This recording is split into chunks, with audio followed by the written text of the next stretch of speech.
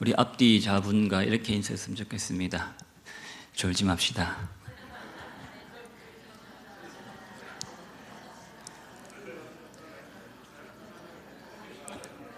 이 시간은 다시 돌아오지 않아요. 그렇죠. 제가 또 언제 설교할지 모릅니다.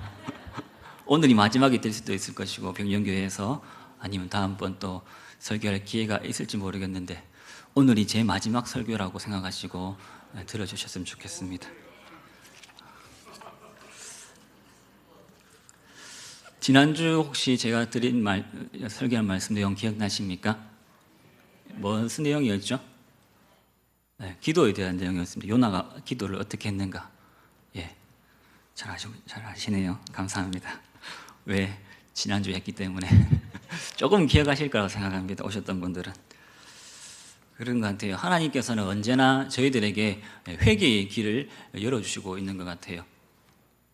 그 하나님의 은혜는 우리가 찬양하는 것처럼 바다를 먹물 삼고 하늘을 두루마기 삼아도 다 기록할 수 없을 정도로 크고 놀라운 것인 줄로 믿습니다. 참, 이 은혜는 너무 놀라워가지고 누구에게든지 기회를 주시는 것 같아요. 바로 요나와 같은 저와 여러분에게도 말입니다.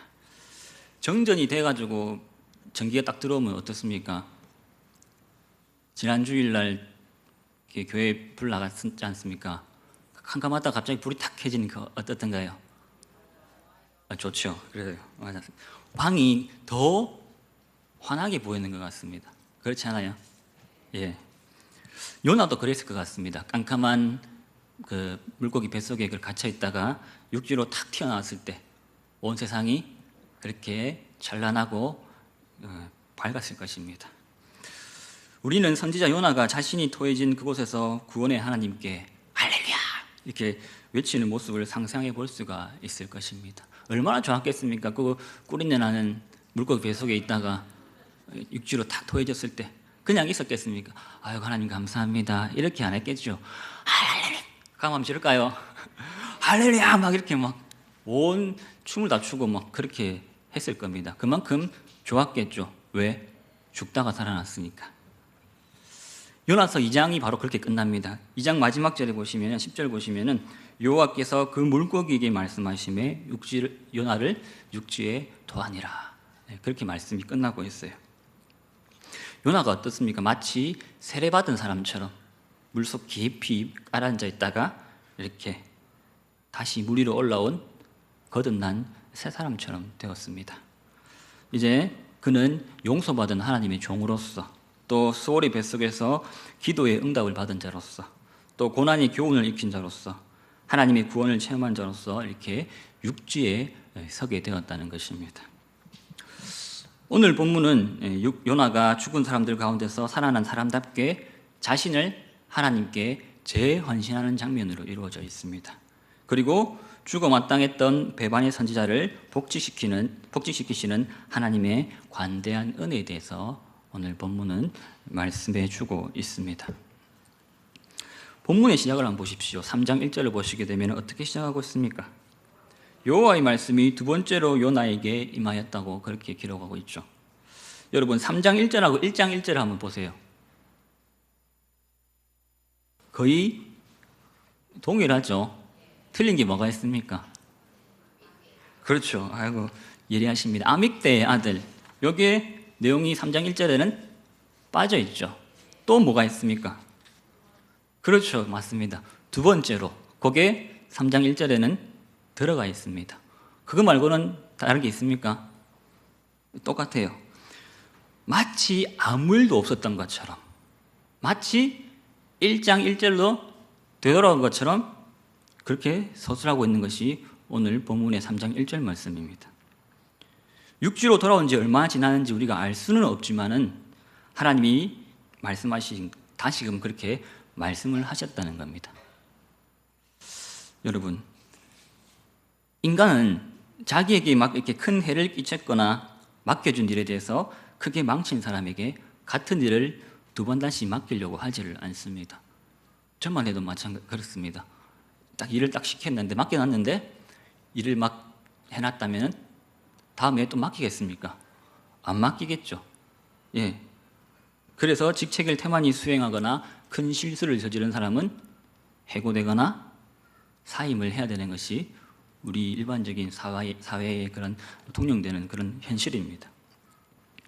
바울도 어떻게 했습니까? 마가에 대해서 2차 선교 여행 당시에 바나바가 마가를 데리고 가자 했습니까? 안 데리고 가자 했습니까? 데리고 가자 했는데 바울이 데리고 갑니까? 안 데리고 갑니까? 안 데리고 가요. 왜? 1차 여행 도중에 대열에서 이탈했다는 이유로 마가를 쓰지를 않습니다. 성경에도 그런 인물이 있다는 겁니다. 그러나 하나님은 어떻습니까? 자기를 버리고 주일 행랑을 친 요나를 너그럽게 용서해 주시고 계십니다. 그리고 다시 불러주셨다는 거예요. 그런 주님께서 다시 찾아오실 때는 더 큰 축복과 더 큰 구원의 능력으로 임하십니다. 요나는 비록 물고기 뱃속에서 구원을 받기는 했지만 남들의 시선을 보기에는, 다른 사람들이 보기에는 하나님의 말씀을 버리고 도망친 선지자, 좀 속된 말로 좀 쪽팔리는 그런 상황이지 않습니까? 자기를 해야 되는 일들, 목사의 신분을 벗어버리고 토겠다고 생각을 해보십시오. 목회 못하겠다. 주어진 교회를 양떼들을 넣어놓고 갔다고 생각해 보십시오. 요나가 지금 그 꼴이지 않습니까? 얼마나 창피스럽겠습니까? 더구나 이스라엘의 권위 있는 선지자가 이 악취 나는 물고기 뱃속에 갇혀 있다가 이렇게 나왔다는 그 사실은 전국적인 웃음거리가 되고 남았을 것입니다. 그 사람들이 볼 때마다 요나 저거는 물고기 뱃속에 갇혀 있는 그런 선지자 같다 하는 선지자다, 막 얼마나 욕을 했겠습니까? 그리고 만약에 요나가 거기서 만약에 선지자로서 은퇴를 하게 됐다면 매우 불명예스러웠겠죠. 안 그렇겠습니까? 이 뒤로 선지자로서의 사명을 감당하지 못했다면 얼마나 쪽팔리는 일입니까? 그런데 감사하게도 하나님은 그렇게 하지 않으셨다는 겁니다. 구속의 기쁨이 더 큰 기쁨으로 지속될 수 있도록 하나님께서 요나에게 다시금 소명을 주셨다는 겁니다. 여러분, 요나에게 하나님께서 보여주신 이러한 관용과 은혜는 성경 곳곳에서 또한 하나님의 사역자들이 사명을 감당하는 그런 다양한 자리에서 확인을 할 수가 있습니다. 아무리 신실한 사람이라고 할지라도 어떻습니까? 인간이기 때문에 나약해질 수 있고 또 실패할 수도 있고 또 자포자기하고 주저앉아 있을 수도 있습니다. 그렇지 않겠습니까? 또 불과 얼마 전까지만 해도 왕성하게 하나님의 말씀을 증거하다가 갑자기 스스로 막 일어설 기력조차 없을 만큼 유약해져서 절망에 사로잡힐 수도 있는 겁니다. 그게 바로 인간이라는 거죠. 그런데 주님의 종이 이렇게 실패하였을 때, 좌절하고 절망할 때에, 무기력하거나 주저앉아 있을 때 하나님께서 어떻게 하십니까? 아이고, 니는 그거밖에 못하노? 내가 네 시켜놓는데 그거밖에 못하면 내가 뭐가 되겠노? 막 그렇게 책망만 하셨을까요? 꾸지람만 하셨을까요? 하나님께서? 우리 하나님은 그들을 품어서 위로하십니다. 그리고 참된 안식을 주셔서 그들을 다시 일으켜 세우시는 분입니다. 그리고 그들에게 다시 찾아가 말씀하심으로 감당할 사명을 새롭게 주십니다. 이게 중요합니다. 세상은 일을 성취하는 자들에게 칭찬하지 않습니까? 어떤 프로젝트 하나를 잘 이뤄내면 어떻게 합니까? 다음에 더 좋은 걸 맡기기 위해서 그렇게 혜택을 주기도 하고, 막 사람들은 그런 거 막 아인슈타인 막 그런 거 막 발견하게 되면 어떻습니까? 사람들이 박수 치잖아요. 와, 대단하다. 근데 어떻습니까? 일을 하다가 넘어진 사람들을 볼 때는 어때요, 여러분들은? 왜 이랍니까? 일을 하다가 넘어진 사람들에게는 어떻게 합니까, 우리가? 아이고, 그거밖에 못하나. 대부분 그럴 거예요. 예. 안 그러신 분들은 정말 예수님 잘 믿는 분이세요. 그런데 불행하게도 저부터가 그렇습니다. 다 그렇다고 보여집니다. 다 일 실패하면 아이고, 그렇지, 네가 뭐 하는 게 다 그렇지. 또 어떻습니까? 그러면 다시는 안 맡기려고 하지 않습니까? 왜? 더 이상 그 사람을 신뢰하지 않기 때문에. 죄송합니다. 이런 말씀을 거론해도 될지 모르겠는데요. 이명박 대통령이 다시금 대통령으로 출마한다고 하시면 뽑아주시겠습니까? 네, 그 얘기입니다. 박근혜 대통령이 다시금 대통령 후보로 나왔어요. 표가 가겠습니까? 네, 그 얘기입니다. 예. 절대 사람들이 신뢰를 안 해요. 그렇죠? 그 일 하나로 그 사람의 능력을 평가했기 때문에 그렇다는 것입니다. 사람들은 그 일, 그 보이는 거 하나만으로 그 사람의 인격과 됨됨이를 평가하고 그것에 근거해서 더 이상 기회를 주지 않는 것이 지극히 당연한 것이라고 그렇게 생각을 합니다. 그런데 하나님께서는 우리를 이처럼 대우하지 않으신다는 것입니다. 하나님은 다르다는 겁니다. 여러분, 엘리야를 다 아십니까? 구약 성경에 나오는 엘리야 선지자. 우리가 알고 있는 선지자는 위대한 선지자 엘리야로 알고 있지 않습니까? 선지자 엘리야를. 특히 갈멜 산상에서 이 바알과 아세라 선지자 850대 1로 싸워가지고 이긴 사람이 바로 엘리야 선지자입니다. 이게 어마어마한 겁니다. 이거 850대 1, 17대 1로만 싸워도 좀 대단하다 그러는데 850대 1로 싸워가지고 막 하늘에서 불도 내리고 다 죽여버리지 않습니까? 그 일 이후로 이스라엘이 회개하는 사건까지 일어나게 됩니다. 실로 어마어마한 타격을 감당했던 사람이 엘리야입니다. 그런데 그 다음에 어떻게 됩니까?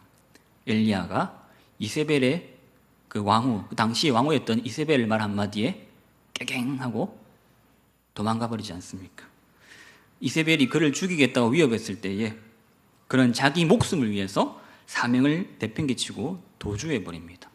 성경은 분명히 그렇게 기록하고 있습니다.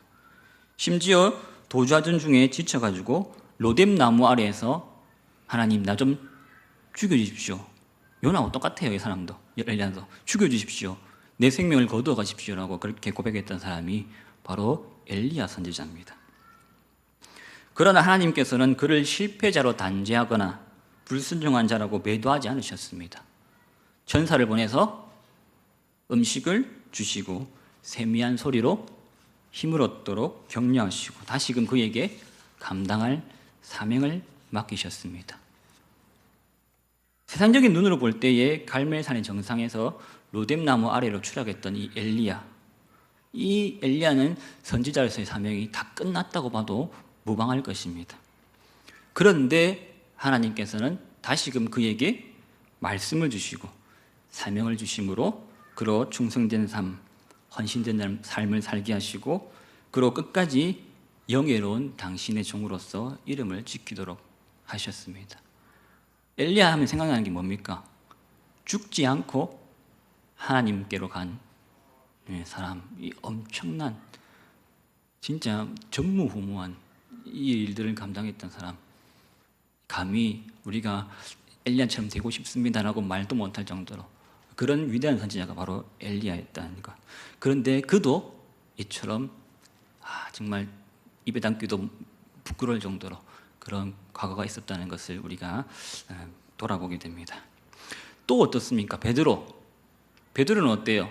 우리가 제일 잘 알고 있는 어쩌면 우리 모습과 거의 비슷한 베드로 하면 딱 생각나는 게 뭡니까? 예수님의 수제자, 1등 사도 맞지 않습니까? 사도들의 대표하면 사도 하면 뭡니까? 제자 하면 딱 떠오르는 게 제일 첫 번째가 베드로잖아요. 그만큼 베드로도 위대한 사도였다는 것입니다. 근데 어떻습니까? 베드로는 예수님 옆에서 그렇게 수많은 말씀들을 듣고 또 주님께서 행하시는 기적들을 체험하고서도 정작 예수님이 막 겟세마네 기도 동산에서 기도하러 가실 때 베드로는 어떻게 합니까? 졸죠. 졸고 또 결정적으로 주님이 잡히실 때에 어떻게 합니까? 순환받고 계실 때에 여종이 와가지고 같은 한패요 이럴 때 베드로가 어떻게 합니까? 예 맞습니다. 저도 예수님 편입니다. 다가가 있어. 절대 안 그랬습니다. 나는 모르요. 3번이나 부인하지 않습니까? 이처럼 부끄러운 태도, 크나큰 배신이 어디 있겠습니까? 정말 오른팔이었지 않습니까? 베드로 하면 항상 베드로는 예수님이 어디를 가든 데리고 가든 정말 수제자였는데 한순간에 배신을 때리고 나는 모르요 저주까지 하면서 그랬던 사람이었습니다. 누가 봐도 실패자였고 실패자일 수밖에 없었습니다. 하지만 그가 우리 기억에 실패자로 남아있습니까? 베드로 하면 뭐가 생각납니까? 아까 말씀드렸죠. 베드로 하면 수제자, 1등 사도, 초대교회의 정말 위대한 인물. 그럼 베드로지 않습니까? 베드로 생각할 때마다 정말 저는 실패한 놈이야. 그래 생각하시는 분은 아무도 안 계실 거예요. 초대교회의 기둥 같은 인물이 바로 사도 베드로라는 것입니다. 왜 그것이 가능하게 되었는가? 어떻게 해서 우리 머릿속에는 베드로가 위대한 인물로 남게 되었는가? 그것은 그의 실패를 일어나지 않으시고 그의 부끄러운 과거를 생각지 않으시고 하나님께서 어떻게 하셨기 때문에? 불러주셨기 때문에. 직접 찾아가지 않습니까? 베드로야, 네가 나를 사랑하느냐? 내 양을 치라, 내 양을 먹이라. 그게 뭡니까? 다시금 베드로에게 넌 할 수 있어. 넌 나의 사랑하는 제자야. 내가 성령을 너에게 줄 테니까 잘 남은 사명들을 감당해 보렴. 그 의미가 아니겠습니까? 그렇게 되었기 때문에 베드로는 충성된 자로 하나님 앞에 그렇게 우뚝 설 수가 있었다는 것입니다. 여러분, 하나님께서는 오늘도 우리를 통하여 일하시기를 원하십니다. 믿으십니까? 저와 여러분을 통해서 하나님은 지금도 일하고 계신 줄로 믿습니다. 그분은 우리가 제대로 서 있을 때뿐만 아니라 심지어 우리가 넘어져 있을지라도 그를 그렇게 넘어지는 사람을 품어주시고 위로하셔서 다시금 새로운 힘을 주시고 일으켜 세우셔서 사명을 주시는 분이 바로 우리 하나님이시라는 사실입니다. 요나를 일으키셔서 다시금 사명을 주신 하나님, 엘리야를 위로하사 다시 위대한 선지자로 세우신 하나님, 베드로를 회복해 하셔서 충성스러운 사도로 세우신 하나님은 지금도 우리 중에 넘어진 사람, 쓰러진 사람, 무기력한 사람을 방관하지 않으시고 불러 세워주신다는 것입니다. 그래서 다시금 사명을 감당할 수 있도록 위로하시고 힘을 더하여 주신다는 사실입니다.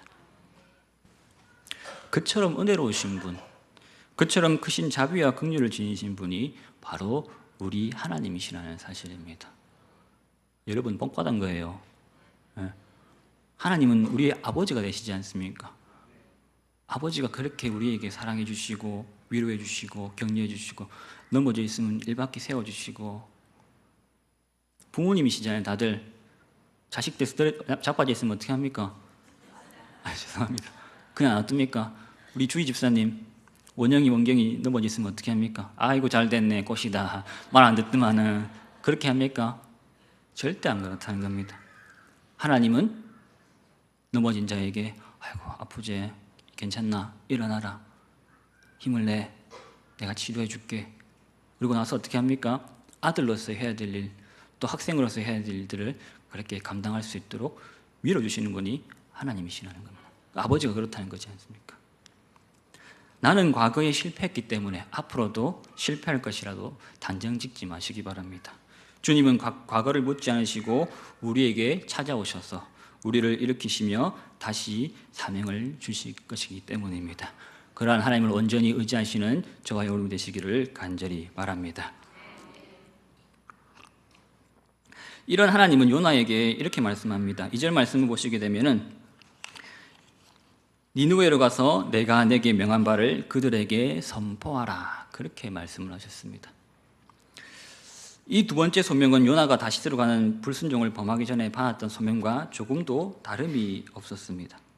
그렇죠? 1장 2절에도 보시면은 너는 일어나 저 큰 성읍 니느웨로 가서 그것을 향하여 외치라. 똑같잖아요. 3장 2절 말씀에도 아무 일도 없었던 것처럼 다시 요나를 찾아가셔가지고 그 일 그대로를 하나님께서는 맡기셨다는 겁니다. 놀랍지 않습니까? 여러분, 세상적인 인간관계는 어떻습니까? 상대방의 태도라든지 행동에 따라서 변화되고, 또 일의 결과 또한 그 일을 맡긴 자와 그 일을 책임진 자의 태도, 그리고 그 외에 여러 상황과 외적인 조건에 따라서 변하기 마련입니다. 즉 상황이라든지 조건 또 사람의 행동이 중요한 변수가 된다는 것입니다. 그러나 하나님의 뜻, 하나님의 계획은 다릅니다. 그분의 행사는 그럼에도 불구하고라도 규정할 수 있을 것입니다. 상황과 조건, 사람의 태도에 구애받지 않고 범사에 정하신 뜻대로 행하시는 분이 바로 우리 하나님이시라는 사실입니다. 따라서 인간이 불순종하고 사명을 맡은 자가 그 사명을 소홀히 한다고 해도 하나님께서 본래 전하신 이 선하신 뜻, 의로운 계획을 포기하는 일이 없다는 것입니다. 그럼에도 불구하고 하나님의 계획은 어떻게 된다고요? 계획대로 진행이 된다는 것입니다. 인간의 연약함에도 불구하고 하나님의 구원의 경륜은 변함이 없다는 것입니다. 내가 잘못해가지고 구원받지 못한다고 하나님이 이렇게 구원을 바꿔버린다고 생각해 보십시오. 얼마나 두려운 일입니까? 그러한 일들이 막 일어나잖아요. 그러면은 그게 좀 지연이 됩니다. 우리의 불순종으로 인해서 잠시 지연이 될 뿐이지 하나님께서 계획하신 것들은 그대로 이루어진다는 것입니다. 우리는 성경에서 무수한 사람들이 불순종함으로 얼마나 엄청난 대가를 치러야 했는지 또 얼마나 크나큰 시련을 겪어야 했는지를 충분히 확인할 수가 있습니다. 성경 보시면은 불순종해가지고 벌 받는 사람 엄청 많이 나옵니다. 그렇죠? 예. 요나만 해도 그렇지 않습니까? 요나가 하나님 말씀대로 니느웨로 갔다면 물고기 뱃속에 들어갔을까요? 안 들어갔겠죠. 요나가 하나님 말씀에 불순종해가지고 다시스로 가고 요바로 가고 뭐 갔기 때문에 물고기 뱃속에 갇히는, 자기가 고백하기를 이 수월이 뱃속 같다고, 죽을 것 같다고 그렇게 고백을 하지 않습니까? 요나는 지난번에 말씀드렸다시피 구약의 탕자입니다. 탕자. 누가복음 나오는 탕자 아시죠? 누가복음의 탕자는 어떻게 생명을 유지하려고 했습니까? 돈을 다 쓰고 나서 돈이 없어지니까, 그렇죠, 돼지 밥, 쥐어 열매 먹고 살라고 막 그렇게 하죠. 근데 그거마저도 안 되죠. 그런 일이나 요나 선지자가 시궁창 같은 물고기 뱃속에서 생명을 부지했던 거나 쌤쌤이라는 겁니다. 니도 그거나 똑같아. 또한 신약의 탕자가 자신의 특권과 위신을 도로 찾고 또 요나가 선지자의 직책을 다시 받은 것도 내용상 동일하죠. 탕자가 아버지께 돌아가서 어떻게 됩니까? 아들로서의 그걸 회복하지 않습니까? 요나도 마찬가지라는 겁니다. 하나님께로 돌아갔을 때 선지자로서의 그 직책을 다시금 부여받게 됩니다. 내용상 동일하다는 겁니다. 하나님은 구약의 탕자에게도 이렇게 두 번째 소명을 주셨다는 사실입니다. 우리 하나님은요, 회복된 자녀에게 이렇게 봉사할 수 있는 기회를 주시는 분이십니다. 이 놀라운 사실입니다. 아멘 하셔야 되는데 보세요. 돌아온 탕자는 어떻게 했겠습니까? 아버지의 재산을 다시금 관리를 했겠죠. 그럴 때 비로소 자신의 권위와 특권이 회복되는 것을 느꼈지 않겠습니까? 다른 사람들도 이 사람은 다시금 돌아왔구나, 이 사람의 두 번째 아들이구나, 그렇게 다 인정해 줬을 거 아닙니까? 요나도 마찬가지 아닙니까? 요나가 선지자로서의 그 직분, 그 사명을 감당하게 되었을 때 이 사람이 회복되었구나, 그렇게 다들 생각했지 않았겠습니까? 죄인들이 거룩하신 하나님을 다시 섬길 수 있다는 사실, 이 사실은 하나님의 구속이 얼마나 은혜로운 것인지를 역설해 준다고 할 수 있을 것입니다. 하나님은 다시 찾아오시는 분이십니다. 하나님은 불순종의 자녀들에게 두 번째 기회를 주십니다. 다시 한번 해볼래? 일어나 봐라. 괜찮다. 그렇게 말씀하시는 분이 바로 우리 하나님이시라는 사실입니다. 왜? 우리가 너무나도 도망을 잘 가는 사람들인 것을 알기 때문에 그렇다는 겁니다. 요나처럼 안 보이면 괜찮겠지, 등 돌리고 얼굴 피해가지고 숨어버리고 도망가고 불순종하고 그렇게 한다는 것을 너무나도 잘 알고 계시기 때문에 하나님께서는 저와 여러분에게 그렇게 두 번째 소명을 허락하시는 겁니다. 다시 은혜가 임하게 된다는 것입니다. 이스라엘 백성들 보세요. 그래 이방신 섬기지 말라고 하나님께서 말씀하셨는데 계속해서 섬기다가 어떻게 됩니까? 나중에 북이스라엘은 아수르에 의해서 멸망하고 남유다는 바벨론에 의해서 멸망합니다. 멸망한 것으로 끝납니까? 근데 아니라는 사실입니다. 다시 약속의 땅으로 돌아올 수 있도록 하나님께서 은혜를 베풀어 주십니다. 70년만 지나면 내가 다시 이어줄게. 분명히 약속을 하시지 않습니까? 그래서 다시금 하나님의 말씀에 순종할 수 있었다는 것입니다. 이 다시 주시는 하나님의 은혜가 있기 때문에 우리가 죽었다가 다시 살아날 수 있고 넘어졌다가 다시 일어날 수 있으며 잃었다가 다시 찾을 수 있다는 것입니다. 하나님은 우리들을 다시 맞아주시며 다시 사랑해 주십니다. 그런데 내 편에서는 얼마나 자주 새 마음, 새 뜻으로, 새 순종으로, 새 회개로 주님을 향해 나아갑니까? 하나님은 계속해서 다시 해주시는데 우리의 모습은 어떠냐는 것입니다. 베드로는 어때요? 또 베드로 얘기가 나왔는데 베드로가 예수님 만나기 전에는 어떤 사람이었습니까? 어부였지 않습니까? 근데 예수님을 만나고 난 다음에는 그 삶이 어떻게 변했습니까? 그냥 어부가 아니고 사람. 훌륭하다. 크게 해봐. 몇 학년이야? 초등학교 3학년도 알고 있습니다. 맞습니다. 사람을 낚는 어부로 변하게 되었습니다. 그래서 예수님의 구속사역에 크게 감당하는 그런 역할을 하게 되었습니다. 또 어떻습니까? 예수님의 부활과 성령의 충만을 받기 전에는 아까 말씀드린 것처럼 예수님을 부인하던 그런 사람이었는데 다시 살아나신 예수님 만나고 성령으로 충만해지고 난 다음에는 어떻게 됩니까? 완전히 사람이 획가닥하죠. 방언도 막 해쌓고 설교 한번 하니까 3,000명이나 돌아오는 역사를 일으키는 이 목숨까지 아끼지 않는 자로 변모가 되었다는 것입니다. 우리가 제일 알고 있는 사도 바울은 어떻습니까? 그리스도의 은혜를 알기 전에는 교회를 박해하고자 혈안이 되었던 사람이었지 않습니까? 어떻게 하든지 교회 다니는 사람 죽이려고 그렇게 했던 사람이 사도 바울이었습니다. 근데 예수님의 은혜를 체험하고 난 다음부터는 교회를 세우는 사람, 교회를 위해서 자기 목숨을 바치는 사람으로 변화가 되었습니다. 복음을 박해하는 자에서 복음을 위해서 박해받기를 기뻐하는 자가 된 것입니다. 사도 요한의 경우는 어떻습니까?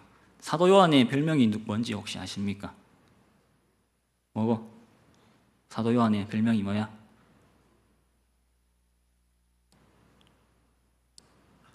몰라? 예, 보안하게 우레의 아들이지 않습니까? 성격이 그만큼 급했다는 겁니다. 다혈질이었고. 근데 어떻습니까? 그리스도의 은혜를 체험한 이후에는 사도 요한은 우리가 뭐라 부릅니까? 무슨 사도? 그렇죠. 사랑의 사도라 부릅니다. 말이 됩니까? 성질이 완전히 막 이런 사람한테 요한은 사랑의 사도입니다. 말이 안 되죠.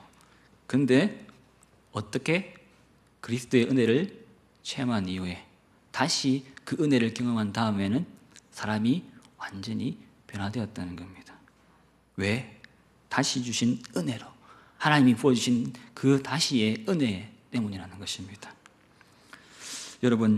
여러분들도 진정 은혜를 받았다면, 그 하나님의 크신 사랑과 참 뜻을 깨달았다면 분명 무언가는 달라지기 마련입니다.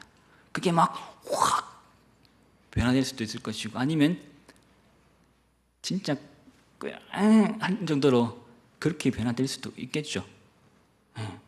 어찌 악한 땅에서 좋은 땅으로 이렇게 심겨졌는데 악한 열매가 맺을 수 있으며, 메마른 사명에서 적과꿀이 흐르는 땅으로 이렇게 옮겨왔는데 찔레와 가시만 키울 수가 있겠습니까?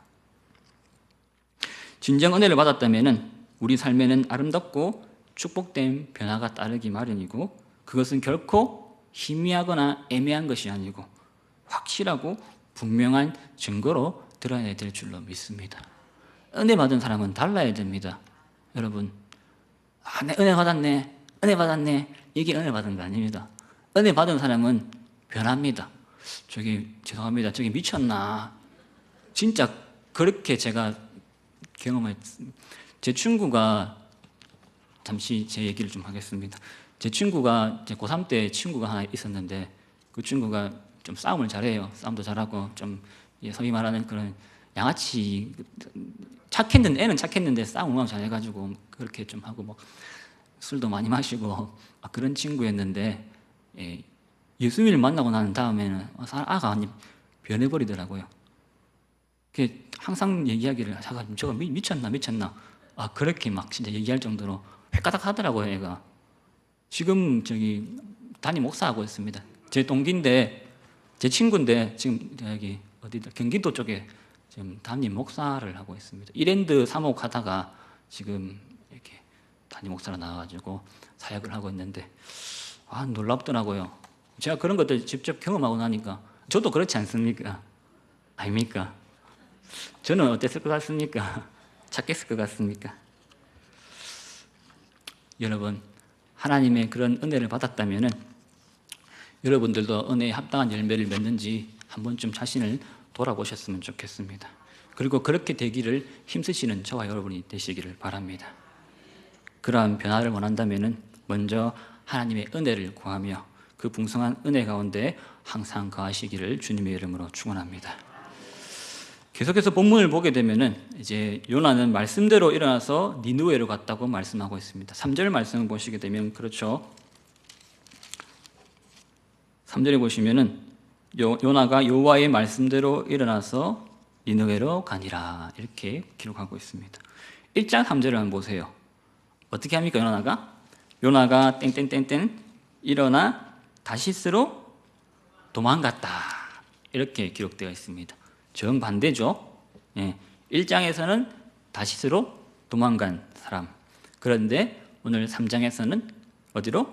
말씀대로 니느웨로 갔다는 것입니다. 요나는 이번만은 육신을 따라서 자기 생각대로 하지를 않았다는 겁니다. 이제는 하나님의 말씀이 그의 모든 행위의 동기와 추진력이 된 것입니다. 그러니까 말씀에 의해서. 그렇죠. 니느웨에 알 수 없는 사역, 그것도 하나님께서 가라 하시니까 이렇게 발걸음을 내드릴 수 있었던 것이 아니겠습니까? 이제 요나는 하나님의 지혜와 능력에 투신한 새로운 일꾼으로 변화되었다는 것입니다. 그에게 준 하나님의 명령은 처음 것과 동일한 그런 명령입니다. 그런데 요나는 어떻습니까? 하나님은 똑같이 말씀하셨어요. 일어나 니느웨로 가라. 일어나 니느웨로 가라. 그런데 요나는 어떻게 합니까? 처음에는 다시스로 도망갔는데 이제는 일어나 니느웨로 갔습니다. 할렐루야. 이게 놀랍다는 겁니다. 완전히 다르잖아요. 어떻게 될 수 있습니까? 이 같은 인간인데, 요나라는 인간인데, 불과 몇 장 안 됐는데 도망가던 요나가 왜 이렇게 변해가지고 하나님 말씀에 순종할 수 있었냐는 겁니다. 왜? 이 물고기 뱃속에서 뭘 했기 때문에? 은혜를 받았기 때문에 그런 겁니다. 은혜를 받았기 때문에, 다시의 은혜를 경험했기 때문에 물고기 뱃속에서. 그래서 요나가 이렇게 말씀에 순종할 수 있었다는 것입니다. 여러분, 니느웨 아십니까? 니느웨가 어떤 곳인지? 이 니느웨라는 곳은 아수르의 수도입니다. 아수르의 수도. 북이스라엘의 적대 국가 아수르의 수도. 악하고 부패한 성읍이라고 성경은 기록하고 있습니다. 거리상으로도 요나가 사는 동네하고는 수백 킬로 떨어져 있는 그런 먼 곳이었습니다. 근데 거리는 둘째치고 요나는 가기 싫어했지 않습니까? 망해도 시원찮을 이놈의 동네에 가가지고 내가 회개하라고 외치면은 분명히 이 아들이 회개할 건데, 그러면 하나님께서 용서해 주실 건데 안 할란다 그렇게 하지 않았습니까? 그래서 욥바로 내려가고 다시 들어가는 배를 타고 간 것이 요나 아닙니까? 근데 그를 어떻게 하십니까? 하나님께서 막 붙들으셔가지고 강권적인 역사 가운데 물고기 뱃속까지 집어넣는 그런 은혜를 베푸셔가지고 어떻게 합니까? 요나라는 선지자를 니느웨로 보내버리십니다. 요나 아니고 많아요. 선지자 한둘이 있겠습니까? 이 엄청 많은 선지자 가운데 왜 하필 요나를 이렇게까지 사랑하시고 은혜를 주시고 보내셨겠습니까? 이 말로 설명할 수가 없습니다. 이 하나님의 은혜가 아니고서는 도저히 우리가 이해할 수 없는 그런 내용입니다. 근데 요나는 갑니다. 왜? 하나님께서 가라고 하셨으니까. 은혜 받은 사람은 이렇게 다르다는 겁니다. 야, 요나 이제 가라. 예, 하나님 갑니다. 뭘 들고 갑니까? 이제는 하나님의 말씀을 짊어지고 갑니다. 네, 이 말씀을 잘 증거해야 되겠다. 이러한 본문의 말씀은 일면 사명자의 삶을 단적으로 보여주는 것이라고 할 수 있습니다. 그것은 한마디로 자기가 원하는 길을 가는 것이 아니고 누구가 원하는 길? 하나님이 원하는 길을 가는 거라는 겁니다. 요나가 가고 싶었겠어요? 요나가 가고 싶어서 갔겠습니까? 니느웨로. 여기 가면 죽을 수도 있습니다. 회개하십시오 했다가 북한에 가가지고 한번 가보시겠습니까? 여러분 북한 가가지고 예수 믿음 대표 한번 해보시겠습니까? 그거 어떻게 되는지 아시죠? 예, 아우지입니다. 바로. 예, 그렇게 생각하시면 됩니다. 제일 그게 맞아떨어지는 그런 이해가 될 수 있을 건데, 근데 갑니다. 왜? 하나님이 가라고 하셨으니까. 내가 가기 싫어도, 내가 원하는 곳이 아니어도 하나님이 가라면 가야 됩니다. 아브라함의 경우를 한번 보십시오. 아브라함의 경우 어떻습니까? 고향과 친척과 아버지의 집을 떠나서 내가 가라는 곳으로, 하나님이 명하신 땅으로 가라고 말씀하시지 않습니까? 그때 나이가 몇 살이라고요? 75세. 75세 계십니까? 병영성을 떠나십시오. 75세. 소동을 떠나십시오. 저기 막 강원도 오지에 가십시오. 그럼 가시겠습니까? 가시에서 뭐 하시겠습니까? 그 어르신이. 그렇지 않아요. 지금 아브라함이 그렇다는 겁니다. 아브라함이. 삶의 터전을 떠나라. 이 그때 당시 상황으로서는 진짜 말도 안 되는 그런 내용인데 어떻게 합니까? 갑니다. 아브라함 갑니다. 왜? 하나님이 가라고 하셨으니까. 본능적으로 아무도 그렇게 가고 싶다고 생각했던 사람은 아무도 없었을 것입니다. 모세의 경우도 마찬가지죠. 모세 80세나 되는 그 노인한테 가가지고 하나님이 애굽에서부터 내 백성을 인도해내라 이렇게 말씀을 주시잖아요. 몇 번 빼지 않습니까? 모세는 그래도 이건 내 못하겠습니다. 하나님 나는 말도 못하고요. 막 이거 저런 핑계 다 대가지고 안 가려고 하지 않습니까?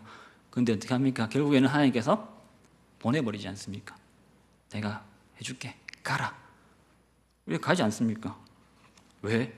하나님이 가라고 하시니까 가는 겁니다. 우리는 요나처럼 감히 하나님의 말씀을 받고도 싫어서 도망하거나 정면으로 하나님의 성품에 도전을 하거나 혹은 죽여달라고 그렇게 악을 쓰지는 않을지 모르겠습니다. 그렇지만 우리들도 하나님의 말씀 중에서 어떤 것은 순종하고 또 어떤 것은 무시해버릴 수 있습니다.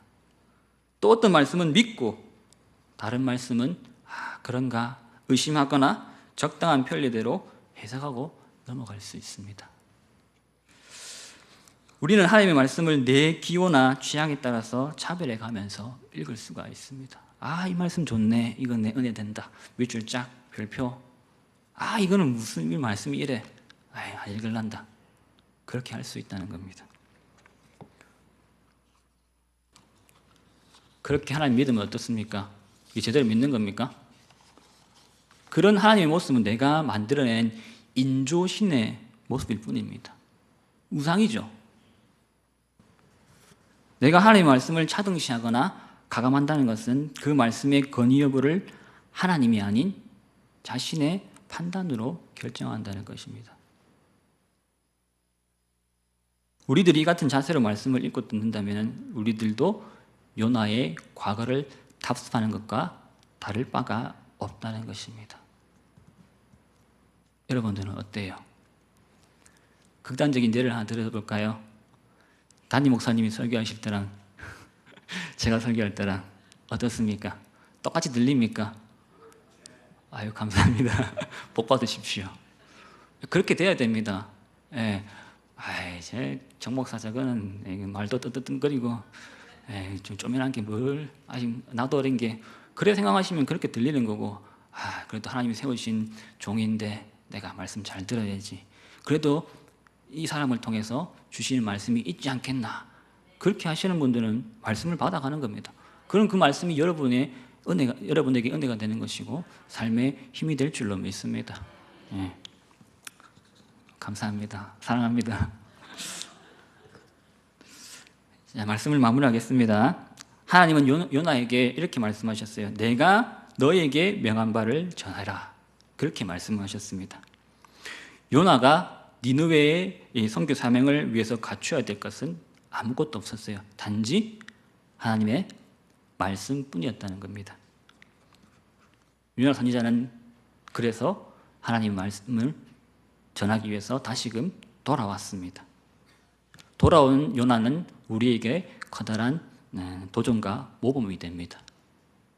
그는 더 이상 하나님의 얼굴을 피해서 도망가는 그런 신세가 아니라는 겁니다.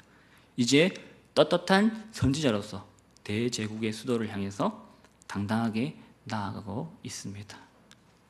하나님의 말씀을 어디에 짊어지고? 어깨에 짊어지고 그렇게 담대하게 나아가는 것이 오늘 본문에 등장하는 요나의 모습입니다. 요나의 이 순종을 통해서 60배, 100배의 결실이 맺어지게 될 줄로 믿습니다. 맺어지죠? 네, 실제로 맺어지게 됩니다. 혹시 다음번에 제가 설교할 기회가 생긴다면 그 내용을 이어서 설교해 드리도록 하겠습니다. 아무튼 간에 여러분들도 하나님의 그 말씀에 온전히 순종해가지고 그 은혜 받은 대로 이렇게 아름다운 열매를 맺으면서 살아가시기를 주님의 이름으로 축원합니다. 다 함께